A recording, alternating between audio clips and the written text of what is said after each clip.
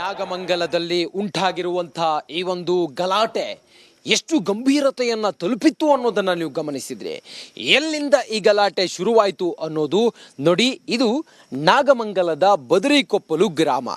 ಆ ಗ್ರಾಮದಲ್ಲಿ ಸುಮಾರು 6 ವರ್ಷದಿಂದ ಗಣೇಶನನ್ನು ಕೂರಿಸ್ತಾ ಇದ್ರು. ಈ ವರ್ಷವೂ ಕೂಡ ಇದೇ ಸ್ಥಳದಲ್ಲಿ ಗಣೇಶನನ್ನು ಕೂರಿಸಿದ್ರು. ಗಣೇಶನಿಗೆ ವಿಶೇಷ ಪೂಜೆ ಪುನಸ್ಕಾರ ಎಲ್ಲವೂ ಆಗಿ ಗಣೇಶನ ಮೂರ್ತಿಯನ್ನು ವಿಸರ್ಜನೆಗೆ ಅಂಥೇಳಿ ಇಲ್ಲಿದ್ದಂಥ ಗಣೇಶ ಭಕ್ತರು ತೆಗೆದುಕೊಂಡು ಹೋಗ್ತಾ ಇದ್ರು. ಇದೇ ಸ್ಥಳದಿಂದ ಗಣೇಶನನ್ನು ಕೂರಿಸಿ ತೆಗೆದುಕೊಂಡು ಹೋಗ್ತಾ ಇದ್ರು. ಇದೇ ಮಾರ್ಗವಾಗಿ ಹೋಗಬೇಕಾಗಿತ್ತು. ಇದೇ ಮಾರ್ಗವಾಗಿ ಗಣೇಶನ ಮೂರ್ತಿ ವಿಸರ್ಜನೆಗೆ ಮೆರವಣಿಗೆಯ ಮೂಲಕ ಹೋಗಿತ್ತು. ಮುಂದುವರೆದು ಹೋದರೆ ಅಲ್ಲಿ ಮೇನ್ ರೋಡ್ ಬರುತ್ತೆ. ಮೇನ್ ರೋಡ್ನಲ್ಲಿ ಆಗಿರುವಂಥ ಗಲಾಟೆ, ಮೇನ್ ರೋಡ್ನಲ್ಲಿ ಆಗಿರುವಂಥ ಗಲಾಟೆ, ಕಲ್ಲು ತೂರಾಟ, ದೊಂಬಿ ಒಂದು ರೀತಿಯಲ್ಲಿ ದೊಂಬಿ, ಎರಡು ಕೋಮಿನ ಗುಂಪುಗಳ ನಡುವೆ ಆದಂಥ ಗಲಾಟೆ, ಎಲ್ಲದಕ್ಕೂ ಕೂಡ ಬೆಂಕಿ ಹಚ್ಚಿದ್ರು. ಇದೇ ಸ್ಥಳದಿಂದ ಶುರುವಾಗಿತ್ತು. ಈಗ ಪೊಲೀಸರು ಈ ಮನೆ ಇದೆಯಲ್ಲ, ಅಂದರೆ ಈ ಅಕ್ಕಪಕ್ಕ ಮನೆಗಳಿದ್ದಾವೆ, ಈ ಮನೆಯಲ್ಲಿ ಯಾರ್ಯಾರು ಗಲಾಟೆಯಲ್ಲಿ ಭಾಗಿಯಾದವ್ರು ಯಾರ್ಯಾರಿದ್ದಾರೆ ಅವರ ಮನೆಗೆ ಹೊಕ್ಕಿ ಸೆದೆ ಬಡಿದು ಅವರನ್ನು ಕರೆದುಕೊಂಡು ಹೋಗ್ತಾ ಇದ್ದಾರೆ. ಅವ್ರನ್ನ ಕರೆದುಕೊಂಡು ಈಗ ಎಳೆದು ಹೋಗ್ತಾ ಇರುವಂಥ ದೃಶ್ಯವನ್ನು ಕೂಡ ನೀವು ಗಮನಿಸಿದ್ರಿ. ಒಟ್ಟಾರೆ ಪರಿಸ್ಥಿತಿಯನ್ನು ಪೊಲೀಸರು ಈಗ ಕಂಟ್ರೋಲ್ಗೆ ತೆಗೆದುಕೊಂಡಿದ್ದಾರೆ. ಅದರ ಜೊತೆಗೆ ಯಾರ್ಯಾರು ಕಿಡಿಗೇಡಿ ಕೃತ್ಯವನ್ನು ಮಾಡಿದ್ರು ಅಂಥವ್ರನ್ನು ಪೊಲೀಸರು ರಾತ್ರೋರಾತ್ರಿ ಗಂಟೆ ಈಗ 2:30 ಆಗಿದೆ. ಈಗ ಮನೆಗೆ ಹೊಕ್ಕಿ ಅವ್ರನ್ನ ಎಳೆದುಕೊಂಡು ಹೋಗ್ತಾ ಇದ್ದಾರೆ. ಕ್ಯಾಮ್ರಾ ಪರ್ಸನ್ ಮಂಜುನಾಥ್ ಜೊತೆ ನಾನು ರಂಜಿತ್ ಶಿರ್ಯಾ, ರಿಪಬ್ಲಿಕ್ ಕನ್ನಡ, ನಾಗಮಂಗಲ. ಇರುವಂಥ ಕೋಮು ಸಂಘರ್ಷ, ಇದೆಲ್ಲದರ ನಡುವೆ ಆ ಒಂದು ಸಮಯದಲ್ಲಿ ಉಂಟಾದಂಥ ಸಂಘರ್ಷ, ಆ ಸಂಘರ್ಷದಲ್ಲಿ ಭಾಗಿಯಾಗಿದ್ದಾರೆ ಅಂಥೇಳಿ ನಾಗಮಂಗಲದ ಬ್ಲಾಕ್ ಕಾಂಗ್ರೆಸ್ ಅಧ್ಯಕ್ಷ ರಾಜೇಶ್ ಅವರ ಪುತ್ರನನ್ನು ಕೂಡ ಪೊಲೀಸರು ವಶಕ್ಕೆ ಪಡೆದಿದ್ದಾರೆ. ರಾಜೇಶ್ ಅವರು ನಮ್ಮ ಜೊತೆಲಿದ್ದಾರೆ. ಸರ್, ತಮ್ಮ ಮಗ ಆ ಸಂಘರ್ಷದಲ್ಲಿ ಅಥವಾ ಆ ಗಲಾಟೆಯಲ್ಲಿ ಇದ್ರ? ನನ್ನ ಮಗ ಆ ಗಣಪತಿಯ ವಿಸರ್ಜನೆ ಸಮಯದಲ್ಲಿ ಅಲ್ಲಿಗೆ ಹೋಗಿದ್ದ. ಆ ಸಂದರ್ಭದಲ್ಲಿ ನನ್ನ ಮಗ ಅದನ್ನ ಅವಾಯ್ಡ್ ಮಾಡಿ ಬಿಡಿಸ್ಬೇಕು ಅಂತ ಹೇಳಿ ಆಗ ಹೋಗಿದ್ದೆ ಹೊರತು ಆ ಗಲಾಟೆಗೂ ಆ ಸಂದರ್ಭಕ್ಕೂ ಇಲ್ಲ. ನನ್ನ ಮಗ ಆ ಗಣಪತಿಯನ್ನ ವಿಸರ್ಜನೆಯನ್ನ ಮಾಡಿಸಿ ಎಲ್ಲರ ಹುಡುಗರನ್ನ ಸಮಾಧಾನ ಮಾಡಿ ಬಂದಿದ್ದಾನೆ. ಆದರೂ ಪೊಲೀಸ್ನವರು ಈಗ ಅರೆಸ್ಟ್ ಮಾಡ್ತಾ ಇರೋರು ಎಲ್ಲರೂ ಸಹ ನಿರಪರಾಧಿಗಳು. ಯಾರೋ ಇದು ಕಿಡಿಗೇಡಿಗಳು ಇವರನ್ನ ಬಳಸ್ಕೊಂಡು ನಮ್ಮ ಹುಡುಗರನ್ನ, ಈಗ ಅರೆಸ್ಟ್ ಮಾಡ್ತಾ ಇರೋ ಹುಡುಗರನ್ನ ಬಳಸ್ಕೊಂಡು ಬೇರೆಯವರು ಈ ದುಂಬಿಗೆ ಕಾರಣರಾಗಿದ್ದಾರೆ ಹೊರತು ಈಗ ಅರೆಸ್ಟ್ ಮಾಡ್ತಾ ಇರೋ ಹುಡುಗರು ಯಾರೂ ಅದಕ್ಕೆ ಭಾಗಿಯಾಗಿಲ್ಲ. ಬೇಕಾದ್ರೆ ಎಲ್ಲ ಫುಟೇಜ್ಗಳನ್ನ ತೆಗೆದು ನೋಡ್ಲಿ. ನನ್ನ ಮಗನಾಗ್ಲಿ ಅಲ್ಲಿ ಈಗ ಅರೆಸ್ಟ್ ಮಾಡ್ತಾ ಇರೋ ಹುಡುಗರನ್ನ, ಏನು ಕಾಂಗ್ರೆಸ್ ಪಕ್ಷದವ್ರನ್ನೇ ಅರೆಸ್ಟ್ ಮಾಡ್ತಾ ಇರೋದು. ಈಗ ಯಾವುದೇ ಕಾರಣಕ್ಕೂ ಕಾಂಗ್ರೆಸ್ ಪಕ್ಷದವ್ರನ್ನ ಅರೆಸ್ಟ್ ಗುರಿಯಾಗಿಟ್ಟುಕೊಂಡು ಕಾಂಗ್ರೆಸ್ ಪಕ್ಷದ ಹಿಂದೂಗಳನ್ನ ಅರೆಸ್ಟ್ ಮಾಡ್ತಾ ಇದ್ದಾರೆ. ಅವ್ರು ಯಾರೂ ಆ ಒಂದು ಗಲಾಟೆಯಲ್ಲಿ ಭಾಗವಹಿಸಿಲ್ಲ. ಗಣಪತಿ ಬಿಡಕ್ಕೆ ಹೋಗಿದ್ದಾರೆ. ಅವರು ಪೊಲೀಸ್ನವರು ಅವ್ರ ಮೇಲೆ ಹಲ್ಲೆ ಮಾಡಿದ್ದಾರೆ. ಆ ಕಾರಣಕ್ಕೆ ಹೋಗಿದ್ದಾರೆ ಹೊರತು ಈ ಒಂದು ಗಣಪತಿಗೆ ಈ ಕಾರ್ಯಕ್ರಮದಲ್ಲಿ ಯಾರೂ ಭಾಗಿಯಾಗಿಲ್ಲ. ಆದ್ರಿಂದ ಈ ನಮ್ಮ ಮನೆಯನ್ನ ಹಲ್ಲೆ ಮಾಡಿ ಹೋಗಿದ್ದಾರೆ. ಆ ಕಾರಣಕ್ಕೆ ಈ ಒಂದು ನನ್ನ ಮಗ ಅಲ್ಲಿ ಭಾಗಿಯಾಗಿಲ್ಲ. ಎಷ್ಟೊತ್ತಿಗಾಯ್ತು ಘಟನೆ, ಯಾಕಾಯ್ತು, ಹೇಗಾಯ್ತು ಅಂತ? ಈ ಘಟನೆ ಅಲ್ಲೇನೋ ಹೋಗುವಾಗ ಘಟನೆ ಆಗಿರೋದಷ್ಟೇ. 8 ಗಂಟೆಗೆ ಹೋದಾಗ ಘಟನೆ ಆಗಿತ್ತು. ಅಷ್ಟೊತ್ತಿಗೆ ನನಗೆ ತಿಳಿತು. ನಾನು ಹೋಗಿ ಎಲ್ಲರನ್ನ ಸಮಾಧಾನ ಮಾಡಿ, ಯಾರನ್ನ ಪೊಲೀಸ್ ಸ್ಟೇಷನ್ಗೆ ಹೋಗಿ ಆ ಒಂದು ಸ್ಟ್ರೈಕ್ ಮಾಡ್ತಿದ್ದ ಹುಡುಗರನ್ನೆಲ್ಲ ಕರೆದು, ನೀವು ಇಂಥದ್ದು ಮಾಡೋದು ಸರಿಯಲ್ಲ, ಇದು ದುಂಬು ಗಲಾಟೆ, ಇದು ನಿಮ್ಮನ್ನ ಬಳಸ್ಕೊಂಡು ಬೇರೆಯವರು ಇದರಲ್ಲಿ ಕೋಮು ಗಲಭೆಯನ್ನು ಹಚ್ತಾರೆ, ಆ ಕಾರಣಕ್ಕೆ ನೀವು ಸಮಾಧಾನವಾಗಿರಿ ಅಂತ ಹೇಳಿ ನಾನು ಎಲ್ಲವನ್ನ ತಿಳಿಗೊಳಿಸಿ ಗಣಪತಿಯನ್ನು ಬಿಡಿಸಿ ಬಂದಿದ್ದೀನಿ. ಅದ್ರ ಜೊತೆ ನನ್ನ ಮಗನು ನನ್ನ ಜೊತೆಯಲ್ಲೇ ಇದ್ದ. ಆ ಸಂದರ್ಭದಲ್ಲಿ ನನ್ನ ಮಗನೇ ಆಗಲಿ ಯಾರು ಆಗಲಿ ಗಲಾಟೆ ಮಾಡಿಲ್ಲ. ನಿಮ್ಮ ಮಗನನ್ನ ಮನೆಗೆ ಬಂದು ಕರ್ಕೊಂಡು ಹೋಗಿರೋದು? ನನ್ನ ಮಗ ಇಲ್ಲಿ ಬೇರೆ ಕಡೆಯಿಂದ ಬರ್ತಾ ಇದ್ದ. ನಮ್ಮ ಮನೆಗೆ ಬಂದು ನಾನು ಒಳಗಡೆ ಮಲಗ್ಬಿಟ್ಟಿದ್ದೆ. ನಮ್ಮ ಮನೆಯವ್ರು ಮಿಸ್ಸಸ್ ಬಾಗ್ಲ ಡೋರ್ ಹಾಕ್ಬಿಟ್ಟಿದ್ರು, ತೆಗಿಯಕ್ಕಾಗಿಲ್ಲ. ಆದರೆ ಪೊಲೀಸ್ನವರು ನನ್ನ ಮಗನ ಅರೆಸ್ಟ್ ಮಾಡಬೇಕಾಗಿದ್ರೆ ನನ್ನನ್ನು ಫೋನ್ ಮಾಡಿ ರಿಂಕ್ ಮಾಡಿ ಕಳಿಸಿದ್ರೆ ನಾನು ಕರ್ಸಿವ್ನಿ. ಆದ್ದರಿಂದ ನನ್ನ ಮನೆ ಗ್ಲಾಸ್ ಎಲ್ಲಗಳನ್ನೆಲ್ಲ ಹೊಡೆದಾಕಿ ನನ್ನನ್ನು ಸುಧಾ ಕರ್ಕೋಕೆ ಅಂತ ಬಂದಿದ್ರು. ನಾನು ನಡೀರಿ ಆಯಿತು ಬರ್ತೀನಿ ಅಂತ ಹೇಳಿದೆ. ಆದರೆ ಆಯಿತು ನೀನು ಭಾಗಿಯಾಗಿಲ್ಲ ಅಂತ ಹೇಳಿ ನನ್ನನ್ನು ಪೊಲೀಸ್ನವರು ವಾಪಸ್ ಕಳಿಸಿದ್ರು. ಆದ್ರೆ ನಮ್ಮ ಮನೆ ಇಡೀ ಎಂಟರ್ ಮನೆಯನ್ನ ಗ್ಲಾಸ್ ಅನ್ನೆಲ್ಲ ಹೊಡೆದಾಕಿದ್ದಾರೆ ಪೊಲೀಸ್ನವರು. ಮಂಡ್ಯದವರು ಬಂದು ಪೊಲೀಸ್ನವರು ಎಲ್ಲ ಫುಲ್ಲು ಹೊಡೆದಾಕಿದ್ದಾರೆ. ಪೊಲೀಸ್ ವೈಫಲ್ಯ ಹೇಗಿದು? ಪೊಲೀಸ್ ವೈಫಲ್ಯನೇ. ಅವ್ರು ಗಣಪತಿಯವರು ಅವ್ರೇನ್ ಮಾಡಿದ್ದಾರೆ, ಮೊದಲು ಈ ಹುಡುಗರಿಗೆ ಹೊಡೆದಿದ್ದಾರೆ. ಅವ್ರಿಗೆ ಈ ಗಣಪತಿ ಮಡಗಿದಾರಲ್ಲ ಆ ಹುಡುಗರಿಗೆ ಹೊಡೆದಿದ್ದಾರೆ. ಆ ಹುಡುಗರು ನಮ್ಗೆ ಯಾಕೆ ಹೊಡೆದ್ರೆ, ಅವರು ಇದು ಮಾಡಿದ್ರು ಅಂತ ಹೇಳಿ ಆಗಿದೆ ಹೊರತು ಸಣ್ಣ ಗಲಾಟೆ. ಇದು ಬೇರೆಯವರು ಇದನ್ನ ದುರುಪಯೋಗ ಮಾಡ್ಕೊಂಡ್ಬಿಟ್ಟಿದ್ದಾರೆ. ಏನು ಅಂದ್ರೆ, ಈ ಒಂದು ಕಾಂಗ್ರೆಸ್ ಹುಡುಗರು ಹೋಗ್ಲಿ ಈ ಅಲ್ಲಿಗೆ ಜೈಲ್ಗೆ ಅಂತ ಹೇಳಿ ಕಾಂಗ್ರೆಸ್ ಅವ್ರನ್ನ ಮಾಡೋದಕ್ಕೆ ಟಾರ್ಗೆಟ್ ಫಿಟ್ ಮಾಡಿದ್ದಾರೆ ಹೊರತು ಈಗ ಅರೆಸ್ಟ್ ಆಗ್ತಾರೆ ಹುಡುಗರೆಲ್ಲ ಕಾಂಗ್ರೆಸ್ ಹುಡುಗರೇ. ಅಂದ್ರೆ ಯಾರಿದ್ರೆ ಪೊಲಿಟಿಕ್ಸ್ ಮಾಡ್ತಿರೋರು ಯಾರು ಇದ್ರಲ್ಲಿ?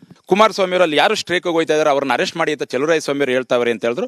ಚಲುವರಾಯಸ್ವಾಮಿ ಅವ್ರನ್ನ ಹತ್ರ ನೇರವಾಗಿ ಮಾತಾಡಿದ್ರು, 2 ಸಲ ಮಾತಾಡಿದ್ರು.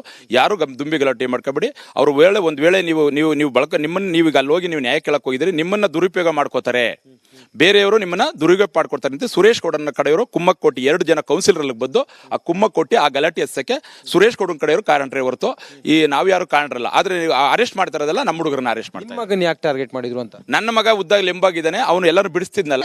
ಬಿಡ್ರಮ್ಮ ಬೆಳಗ್ಗೆ ಕಳಿಸ್ಬಿಡ್ತೀವಿ ಅಂತ ಹೇಳಿದ್ರು. ಬೆಳಗ್ಗೆ ಬಂದಿದ್ದ ತಕ್ಷಣ ಹೇಳ್ತಾವ್ರೆ ಇನ್ನು ನಾವು ನೋಡಿಲ್ಲ, ಇನ್ನು ನಾವು ಏನು ಮಾಡಿಲ್ಲ, ನಾವು ತಗೋತೀವಿ ಕ್ರಮವನ್ನ ಅಂತ ಹೇಳ್ತಿದ್ರೆ. ರಾತ್ರಿಯಿಂದ ಏನು ನಾವೀಗ ಇಲ್ಲಿ ಬಂದು ಸ್ಟೇಷನ್ ಅಲ್ಲಿ ಮಾತಾಡಿದ್ವಿ, ಅದೇ ಹೇಳ್ತಿರೋದು. ರಂಜಿತ್, ಹಾಗೆ ಸಂಪರ್ಕದಲ್ಲಿರಿ, ಮತ್ತೆ ನಾನು ನಿಮ್ಮನ್ನ ಸಂಪರ್ಕ ಮಾಡ್ತೇನೆ. ಮತ್ತೊಂದು ಕಡೆ ಆನಂದ್ ಇದ್ದಾರೆ.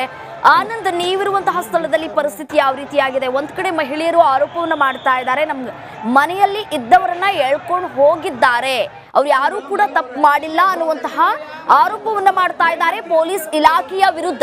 ಇದಕ್ಕೆ ಏನ್ ಹೇಳ್ತೀರಿ ಅಂತ?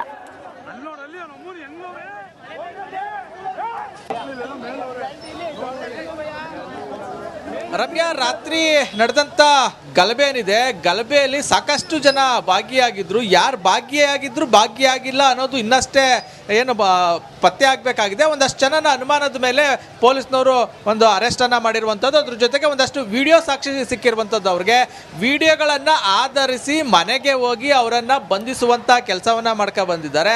ಅಂದರೆ ಒಂದು ಕೋಮಿನ ಜನರನ್ನು ಮಾತ್ರ ಬಂಧನ ಮಾಡಿಲ್ಲ, 2 ಕೋಮಿನ ಜನರನ್ನು ಬಂಧನ ಮಾಡಿದ್ದಾರೆ. ಅವರನ್ನು ಕೂಡ ಮನೆಗೆ ಹೋಗಿ ಕರ್ಕೊಂಬಂದಿದ್ದಾರೆ.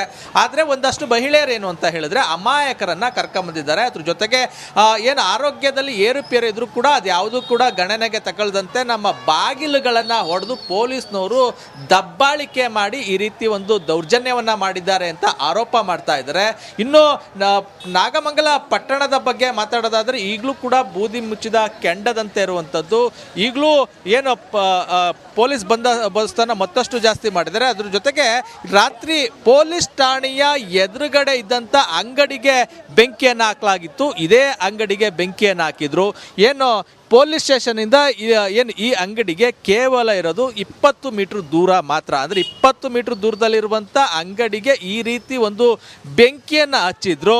ಅದು ಯಾವಾಗ ಬೆಂಕಿಯನ್ನು ಹಚ್ಚಿದ್ರು ಅಂದರೆ ಇದು ಕೂಡ ಆಶ್ಚರ್ಯ ಆಗ್ತದೆ. ಏನು 7:15ರಿಂದ 7:30 ಅಂದರೆ 7:30ರಿಂದ 7:45 ಸಮಯದಲ್ಲಿ ಗಲಭೆ ಆರಂಭ ಆಗುತ್ತೆ. ಗಲಭೆ ಆರಂಭ ಆಗಿ ಏನು ಎಲ್ಲ ಒಂದು ರೀತಿ ಕಂಟ್ರೋಲ್ಗೆ ಬಂದಂಥ ಸಂದರ್ಭದಲ್ಲಿ ಪೊಲೀಸ್ನವರು ನಾವು ಸಂಪೂರ್ಣವಾಗಿ ಏನು ಹತೋಟಿಗೆ ತೆಗೆದುಕೊಂಡಿದ್ದೀವಿ ಅಂತ ಹೇಳ್ತಾರೆ. ಅದ್ರ ಜೊತೆಗೆ ರಿಪಬ್ಲಿಕ್ ಕನ್ನಡಕ್ಕೆ ಖುದ್ದು ಮಂಡ್ಯ SP ಮಲ್ಲಿಕಾರ್ಜುನ್ ಅವರೇ ಹೇಳುವಂಥದ್ದು, ನಾವು ಸಂಪೂರ್ಣ ಹತೋಟಿಗೆ ಬಂದಿದೆ ಅಂತ ಹೇಳಿದರೆ ಅದಾದ ಬಳಿಕ ಈ ಅಂಗಡಿಗೆ ಬೆಂಕಿಯನ್ನು ಹಚ್ಚುತ್ತಾರೆ. ಆ ಮೂಲಕ ನಾವು ಯಾವುದೇ ಕಾನೂನು ಸುವ್ಯವಸ್ಥೆಗೆ ಅಥವಾ ಕಾನೂನಿಗೆ ಎದುರೋದಿಲ್ಲ ಅನ್ನೋ ಒಂದು ಸಂದೇಶವನ್ನು ರವಾನೆ ಮಾಡಿದ್ರು. ಇದು ಪೊಲೀಸರ ಒಂದು ಸಿಟ್ಟಿಗೂ ಕೂಡ ಕಾರಣ ಆಗಿತ್ತು. ಹಾಗಾಗಿ ಒಂದಷ್ಟು ಏನು ಅನುಮಾನಾಸ್ಪದವಾಗಿ ಇದ್ದಂಥ ವ್ಯಕ್ತಿಗಳನ್ನು ಜೊತೆಗೆ ಭಾಗಿಯಾಗಿದ್ದಾರೆ ಅನ್ನೋ ಒಂದು ಶಂಕೆ ಮೇಲೆ ಒಂದಷ್ಟು ಜನನ ಕರ್ಕೊಂಡು ಬಂದು ವಿಚಾರಣೆಯನ್ನು ಮಾಡಿದ್ರು. ಸದ್ಯ ಅವರನ್ನು ಇವತ್ತು ನ್ಯಾಯಾಧೀಶರ ಮುಂದೆ ಹಾಜರುಪಡಿಸೋದಕ್ಕೆ ಈಗಾಗಲೇ ಸಿದ್ಧತೆಯನ್ನು ಮಾಡ್ಕೊಂಡಿದ್ದಾರೆ. ಗಲಭೆಯ ಸಂಬಂಧ ಈಗಾಗಲೇ 45ಕ್ಕೂ ಹೆಚ್ಚು ಮಂದಿಯನ್ನು ವಶಕ್ಕೆ ಪಡೆದಿದ್ದಾರೆ. ಅದರಲ್ಲಿ ಕೆಲವರು ಅಮಾಯಕರು ಅಂತ ಹೇಳಿ ಅವರ ಮನೆಯವರು ಅಂದರೆ ಕುಟುಂಬಸ್ಥರು ಒಂದು ಆರೋಪವನ್ನು ಮಾಡ್ತಾ ಇದ್ದಾರೆ. ಅದನ್ನು ಪರಿಶೀಲನೆ ಮಾಡ್ತೀವಿ ಅಂತ ಸರ್ಕಲ್ ಇನ್ಸ್ಪೆಕ್ಟರ್ ನಿರಂಜನ್ ಹೇಳಿರುವಂಥದ್ದು. ಅದರಲ್ಲೂ ಕೂಡ ಖಡಕ್ಕಾಗಿ ಒಂದು ಸೂಚನೆಯನ್ನು ಕೊಟ್ಟಿದ್ದಾರೆ. ನಾವು ಯಾರನ್ನು ಕೂಡ ಅಮಾಯಕರನ್ನು ನಾವು ವಶಕ್ಕೆ ಪಡೆಯೋದಿಲ್ಲ, ಎಲ್ಲದಕ್ಕೂ ವಿಡಿಯೋ ಸಾಕ್ಷಿಗಳಿದೆ, ಹಾಗಾಗಿ ಪರಿಶೀಲನೆ ಮಾಡ್ತೀವಿ, ಪರಿಶೀಲನೆ ಮಾಡಿ ಆನಂತರ ಕಳಿಸ್ತೀವಿ. ಅದ್ರ ಜೊತೆಗೆ ಇವತ್ತು ಏನು ಕರ್ಫ್ಯೂ ಜಾರಿ ಇಲ್ಲದೆ 5 ಜನರ ಮೇಲೆ ಗುಂಪು ಸೇರೋ ಹಾಗಿಲ್ಲ, ಯಾವುದೇ ಕಾರಣಕ್ಕೂ ನೀವು ಇರಬಾರ್ದು ಅನ್ನೋ ಒಂದು ಸೂಚನೆಯನ್ನು ಕೊಟ್ಟು ಅವರನ್ನು ಕಳಿಸಿದ್ದಾರೆ. ಸದ್ಯ ಆ ಮಹಿಳೆಯರ ಒಂದು ಆಕ್ರೋಶ ಏನು ಅಂದರೆ ರಾತ್ರಿ ವೇಳೆ ಬಂದು ಬಾಗಿಲುಗಳನ್ನು ಹೊಡೆದು ಏನು ಒಂದಷ್ಟು ಜನರನ್ನು ಅರೆಸ್ಟ್ ಮಾಡಿದ್ದಾರೆ. ಅದ್ರ ಜೊತೆಗೆ ಅವರಲ್ಲಿ ಕೆಲವರು ಅಮಾಯಕರಿದ್ದಾರೆ, ಅವರನ್ನು ಬಿಡಬೇಕು ಅಂತ ಆಗ್ರಹಿಸ್ತಾ ಇದ್ದಾರೆ. ಜೊತೆಗೆ ಯಾರು ದಬ್ಬಾಳಿಕೆ ಮಾಡಿದರೆ ಪೊಲೀಸು ಅಂತ ವಿರುದ್ಧ ಕ್ರಮವನ್ನು ತೆಗೆದುಕೊಳ್ಬೇಕು ಅಂತ ಆಗ್ರಹಿಸ್ತಾ ಇದ್ದಾರೆ. ರಮ್ಯಾ, ರೈಟ್, ಧನ್ಯವಾದ ತಮ್ಮೆಲ್ಲ ಮಾಹಿತಿಗಾಗಿ.